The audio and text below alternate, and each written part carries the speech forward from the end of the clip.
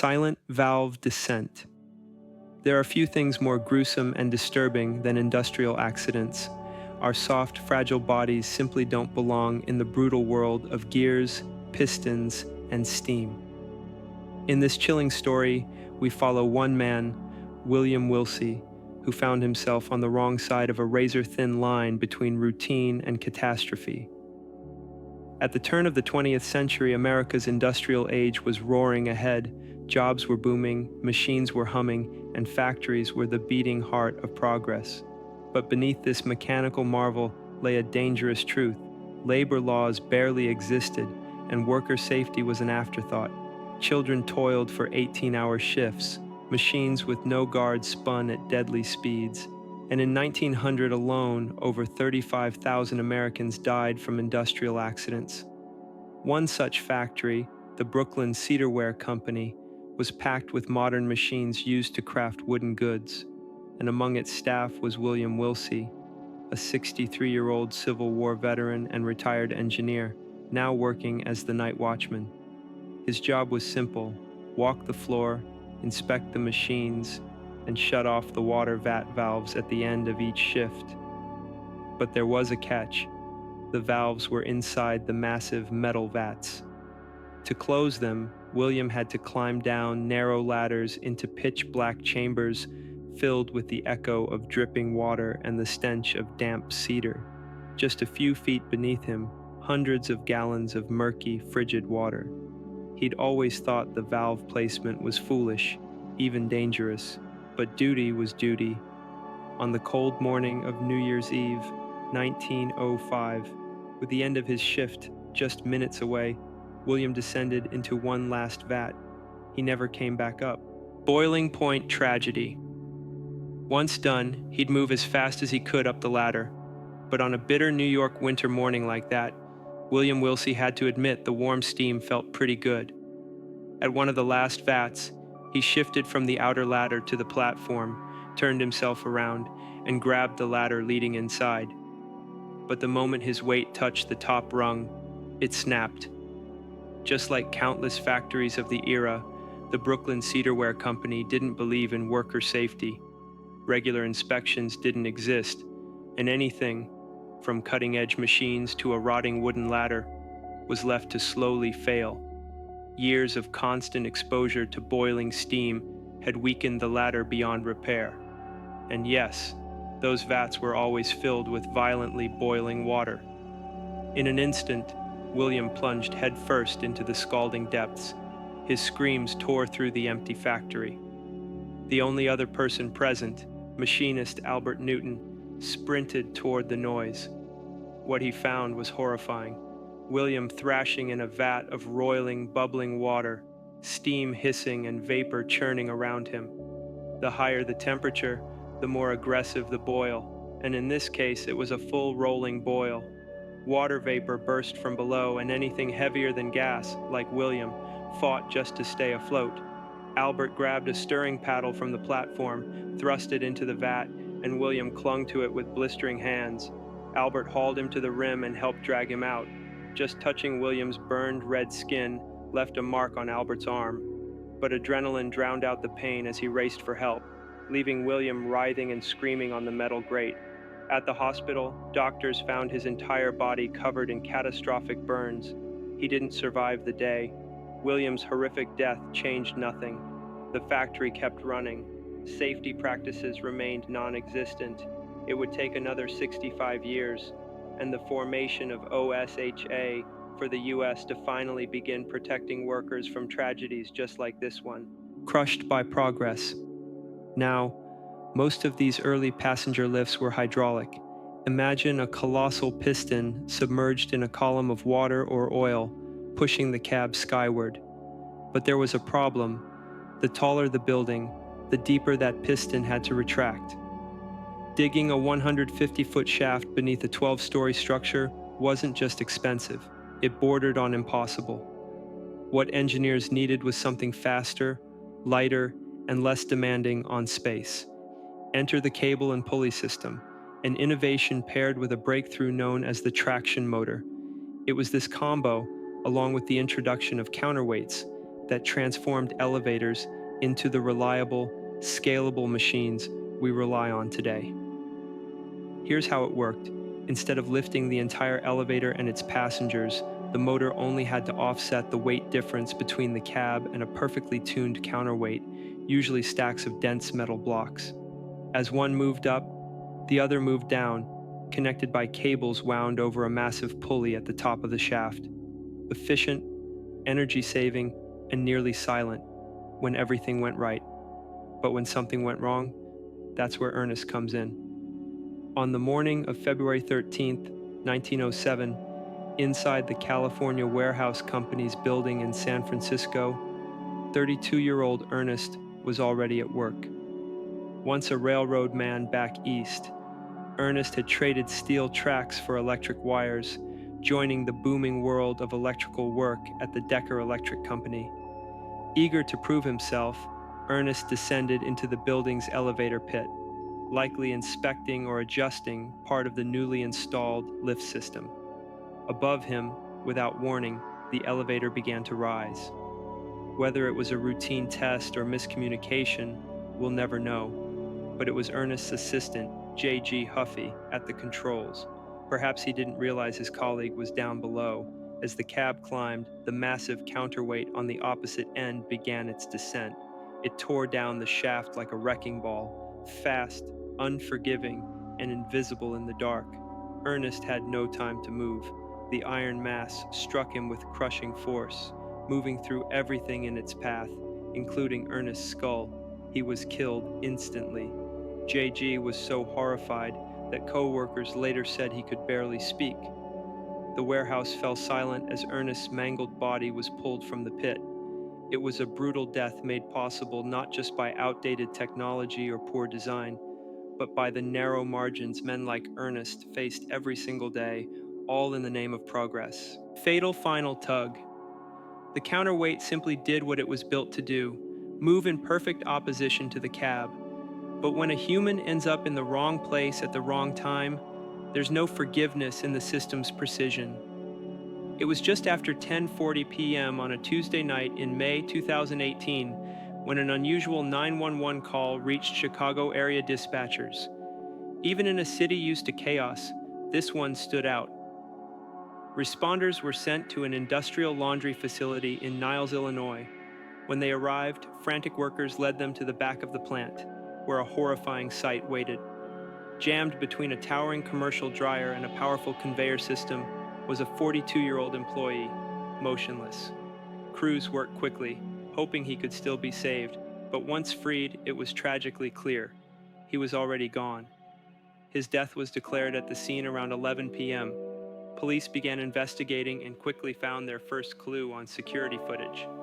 At 9:56 p.m., the man was seen near a large dryer, staring at something caught between the machine and the conveyor, possibly a towel. Moments later, he reached for it. Then the conveyor suddenly lurched upward and stopped. Everything went still. The man never reappeared on camera. About 30 minutes later, a co-worker, puzzled by the silence of the halted machines, discovered his body. Investigators believe that as the worker tried to dislodge the towel, it may have triggered the machine, pulling him into a narrow gap meant for bundles of wet linens, not a human being. The conveyor itself was a beast, 3 feet wide, towering up to 7 feet high, and designed to move massive loads quickly. But in that moment, it became a death trap. The autopsy confirmed what responders feared. He'd died from blunt force head trauma, likely within seconds of being pinned.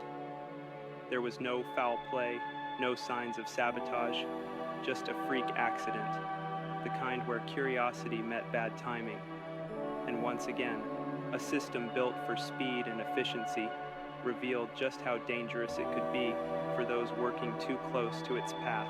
Electrified without warning, he may have heard the ring himself, or maybe he was just making a routine call. Whatever the reason, James Doyle Jr. stepped toward the telephone in his family's Smartsville, California home that morning like he had countless times before. The 27-year-old lineman was respected and well-liked. a man trusted to keep the Bay County's power lines running between the Yuba and Bear Rivers. The telephone, a cutting-edge convenience in the early 1900s, had been installed by his company so he could communicate more easily with other linemen across the rural countryside. It made his job easier, his days more efficient. But on January 30th, 1901, it became the instrument of his death. His mother was nearby when James lifted the receiver and brought it to his ear. That's when she heard it, a sudden, sharp snap, like a branch breaking or a rope whipping taut. James didn't flinch, didn't scream. He just dropped to the floor. Panic gripped the room as his mother rushed to his side. She grabbed him instinctively, trying to help, only to feel a blinding, invisible force surge through her hands. Pain flared across her skin as an electric current burned through her palms. She was lucky. Somehow she managed to tear herself free before it consumed her too. James, however, was still, lifeless. According to later testimony, James' father believed he heard his son whisper something faintly after he collapsed. Through shallow breaths, James reportedly said, "Mama, do not be scared or worried. I am all right." Those would be his final words. He drew his last breath only moments later. The coroner arrived to investigate the shocking event. What had killed a healthy young man in his own home so instantly without warning? His mother, still bandaged from her burns, gave her account. James had picked up the phone, the snap had come, and then he fell. His father tearfully repeated the words he'd heard, words that didn't make sense in a house full of grief. Eventually, a theory took shape. Somewhere along the power line, a high voltage line had either snapped or been knocked loose. When it fell, even for a fraction of a second, it may have made contact with a nearby telephone wire, possibly the one that led to the Doyle house. The surge of electricity that followed was enough to fry anything in its path. The delicate copper wires strung between homes for phone service were never meant to carry thousands of volts. Yet, in that fleeting contact, that's exactly what they did. As the investigation continued, more reports trickled in. In Marysville, 25 miles away, several telephone users described strange electrical shocks around the same time James died. One person said the phone jumped out of their hand. Another said they felt a sting in their ear, like a spark had snapped in the receiver. No one else was seriously hurt, but it confirmed the investigators' theory. James had been in the absolute worst place at the worst possible time. He was the unlucky link in a chain of failures that no one had seen coming. No charges were filed, no lawsuits were brought. His death was ultimately ruled a tragic accident, a freak intersection of technology and nature, progress and peril. But tragedies like this weren't isolated to the past. Over 100 years later, industrial deaths still occur, sometimes in even more violent and horrific ways. One such event unfolded in California's Kern County on the hot, dusty morning of June 21st, 2011. Three Chevron employees walked through the heart of the Midway Sunset Field, the largest oil field in the state, known for its vast reservoir and volatile geology. One of them was Dave, a 54-year-old site supervisor with over 30 years of experience. Everyone knew Dave. He was the guy who got things done, the man you wanted on shift when trouble came calling. On this day, they were headed toward a site the workers called the Chimney, a dormant well that had developed a reputation for violent blowouts. Geysers of steam and crude oil had erupted from it in the past, shooting as high as 40 feet into the air. As they neared the site, Dave paused. The ground ahead looked wrong, disturbed, off-colored, unstable. Then, as if the earth responded to his suspicion, a thin veil of steam whispered from the soil. Dave stepped forward to get a better look. Then the ground opened. Without any warning, the surface collapsed beneath his feet, revealing a boiling pit of hot water, pressurized steam, and toxic sludge. Dave screamed as he fell into the pit, his voice swallowed by the roar of the bubbling earth. His coworkers lunged for him. one grabbing a length of pipe and thrusting it toward the chasm. Dave's hands appeared for a brief moment, desperate, reaching, but the pipe was too short, the heat too intense. The air soon reeked of chemicals and scorched oil. The surface hissed and then Dave was gone, swallowed whole. The site was sealed within hours, but to those who had witnessed the event, it didn't feel like a work accident. It felt like the land had taken someone.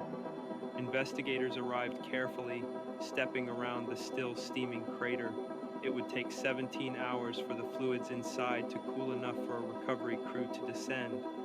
When they finally retrieved Dave's remains, the trauma echoed beyond the scene. Chevron issued a short statement, condolences, support, and little else. For the workers who knew Dave, for the families that depended on him, it wasn't enough. Dave wasn't a rookie. He didn't ignore protocols or take reckless chances. He was experienced, cautious, and deeply respected. His death raised a troubling question. How could this happen to the best among them? As grief gave way to outrage, attention turned to Chevron's drilling methods, specifically steam injection. This process involves pumping superheated steam into depleted wells to melt and loosen residual oil tar, making it easier to extract. While effective, it's also dangerous. Steam builds underground pressure, and when geological weaknesses exist, faults, fissures, or thinning surfaces, it can turn those areas into ticking time bombs. For a while, it looked like nothing would change. Then, more eruptions were reported. Steam vented from cracks in the soil. Other wells began acting strangely. Pressure readings spiked. Suddenly, regulators couldn't look away. California's OSHA, Occupational Safety and Health Administration, launched an investigation. Initially, they labeled Dave's death an act of God, shielding Chevron from liability. But further review revealed glaring omissions, warnings unheeded, safety flags ignored. Eventually, the site was deemed unstable, and Chevron was cited for failing to adequately alert workers of the risks. The penalty? A $350 fine. Just $350 for the death of a man with 3 decades of experience. Production resumed soon after, but the wound didn't close. 13 years later, a court finally held Chevron accountable. Dave's family was awarded $120 million in damages. The verdict acknowledged Chevron's responsibility, but by then it felt hollow. Dave was gone, the land hadn't changed, and the method that killed him, steam injection, was still in use across dozens of sites. The earth at the chimney still breathes. Wisps of steam rise into the California air, a quiet reminder of what happened, of how razor-thin the line is between routine and catastrophe, between life and death in industries built on power, pressure, and progress. Whether it's a phone ringing in 1901 or a geyser spouting in 2011, the common thread is this: systems built for convenience, for profit, for efficiency, don't pause for the humans who work beside them. They don't bend or hesitate. They don't forgive. When that line snaps, when the safety breaks, the price is almost always paid in blood. Thanks for watching. If you made it this far, I truly appreciate your time. If you have a story suggestion, you can submit it through the form in the description. And if you'd like to support the channel, consider joining our Patreon or becoming a YouTube member. Stay safe, and I'll see you in the next one.